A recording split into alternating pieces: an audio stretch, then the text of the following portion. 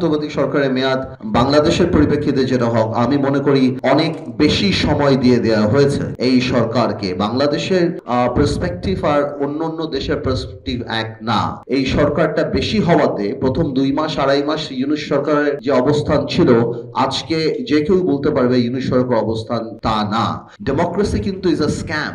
আপনি যদি ডেমোক্রেসি ঠিক করে হ্যান্ডেল না করতে পারে, তাহলে democracy is the biggest scam. আপনি যদি রং মানুষদের হাতে ক্ষমতা দেন, যেটা আমি রিপন ভাইয়ের সাথে একমত, যে আমাদের সংসদ সদস্য কারা হবে, ব্যুরোক্রেসি কিভাবে সরকারকে সাহায্য করবে, সরকারের কি মাইন্ডসেট, যে আদৌ কি আমার বিরুদ্ধে কথা বলা, কনস্ট্রাকটিভ সমালোচনা আমি অ্যালাউ করব কিনা, এগুলি সবকিছুর উপর নির্ভর করবে ডেমোক্রেসির সামনে ফ্লোরিশ করবে কিনা। ডেমোক্রেসি এমন একটা টপিকে নিয়ে আমরা অনেকক্ষণ কথা বলতে পারি। তবে আগামীতে নির্বাচিত, এখন যেটা মানে গ্রাউন্ড রিয়ালিটি, যেটা যদি বিএনপি সরকার নির্বাচনে আসে এবং ক্ষমতায় আসেন যদি জনগণের ভোটে, সেক্ষেত্রে এখন পর্যন্ত আমরা অন্য রাজনৈতিক দলের প্রধান হিসাবে আমি দেখতে পাচ্ছি যে বিএনপির মধ্যে যথেষ্ট ইনক্লুসিভিটির সেই মাইন্ডসেট আমরা কিন্তু প্রথম থেকে দেখতে পাচ্ছি। আমি খুব অপটিমিস্টিক মানুষ যে ইনশাআল্লাহ ওই ডেমোক্রেসি 17 বছরে যেই বাধাগ্রস্ত হয়েছে আমরা সামনের দিকে নিয়ে যাব।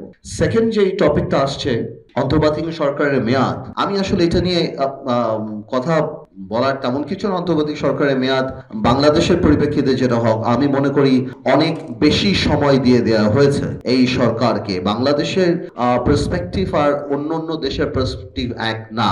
এই সরকারটা বেশি হওয়াতে প্রথম 2 মাস 2.5 মাস ইউনূস সরকারের যে অবস্থান ছিল, আজকে যে কেউ বলতে পারবে ইউনূস সরকার অবস্থান তা না। এতে আমি বিভিন্ন অন্যান্য মহল বা অন্যান্য ব্যবসায়িক মহল থেকে আরম্ভ করে যারা সুশীল সমাজ ছিলেন, তাদের মধ্যে প্রথমে একটা মানসিকতা দেখতে পেয়েছিলাম যে এই সরকারকে আরো বেশি দরকার, because political government has failed to live up to the expectation. এখন মানে আনফরচুনেটলি ওনারা সেই সময় বুঝতে পারেননি যে আপনি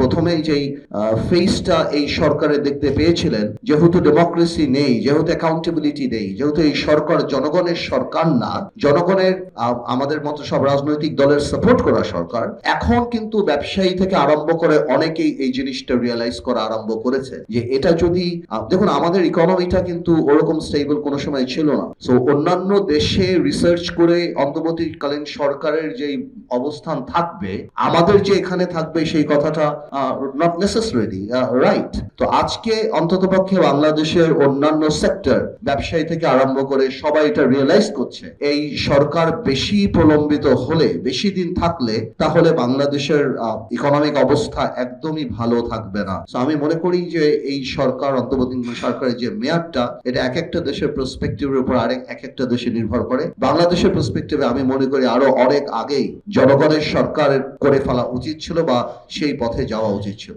আরেকটা ইস্যু যেটা আসে, সংখ্যানুপাতিক নির্বাচন, এই ব্যাপারে আসলে কথা বলার বা কোনো রিসার্চের প্রশ্নই উঠে না অন্ততপক্ষে অন্তর্বর্তীকালীন সরকারের। এই কারণে উঠে না কারণ এটার আন্ডারলাইং একটা ইল মোটিভ আছে, এবং সেই মোটিভটা হলো এই সরকারের মেয়াদকে বাড়ানো। যখন এই সরকারকে মেয়াদকে বাড়ানোর জন্য শুধু এই সংখ্যানুপাতিক নির্বাচনের কথা বললেই হবে না, এর আগে আমরা স্থানীয় সরকার নির্বাচন চেয়েছি, আরো অনেক কিছু চেয়েছি, বাট আমরা ভালো করেই জানি যে এই সব কিছু, বিকজ সংখ্যানুপাতিক নির্বাচন ভালো কি খারাপ সেটা পরের কথা, but it needs a lot of research. বাংলাদেশের মানুষ আপনারা দেখেছি ইভিএম এ কিভাবে ফেল করেছে, সেখানে সংখ্যানুপাতিক নির্বাচনে বাংলাদেশ আপনার আরপিও এবং অন্যান্য রিলেটেড যে আইনগুলি, সেগুলিকে চেঞ্জ করে সংখ্যানুপাতিক নির্বাচনে আসা, we are just not ready for it, আমাদের মাথায় রাখতে হবে। এবং আপনি মানে এই সরকার, দেখুন একটা কথা, আলটিমেটলি তো liberty is the main thing. Liberty, আমরা স্বাধীনতা চাই এবং এই স্বাধীনতার জন্যই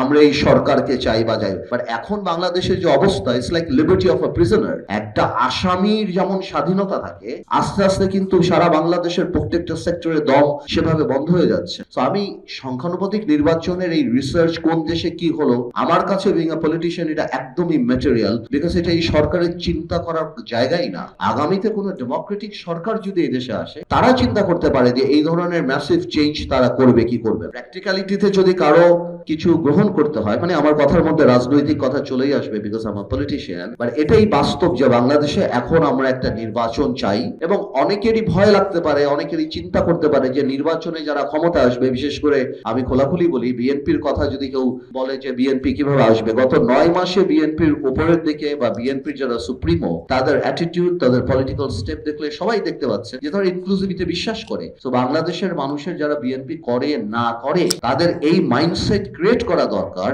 যে আগামীতে যেহেতু আওয়ামী লীগ কোনোভাবেও নির্বাচনে আসতে পারছে না এবং আওয়ামী লীগের আশা নৈতিকভাবে আমি মনে করি ঠিক অন্তপক্ষে এই নেতৃত্বের অধীনে, আমি মনে করি বিএনপি বা বিএনপির সুপ্রিমো তাদেরকে আমরা কারেক্ট করব, আমরা প্রমোট করব, তাদেরকেই সাপোর্ট করতে হবে। আমি মনে করি just to have a stable government and progressive Bangladesh. তো আমরা পছন্দ করি না করি সেটা পরের কথা, বিকজ এই অপশন যদি আমরা না নেই, আমরা জানি আমাদের অন্য অপশন কি এবং আমরা কোনোভাবেও সেই অপশনে বাংলাদেশকে নিয়ে যেতে চাই না।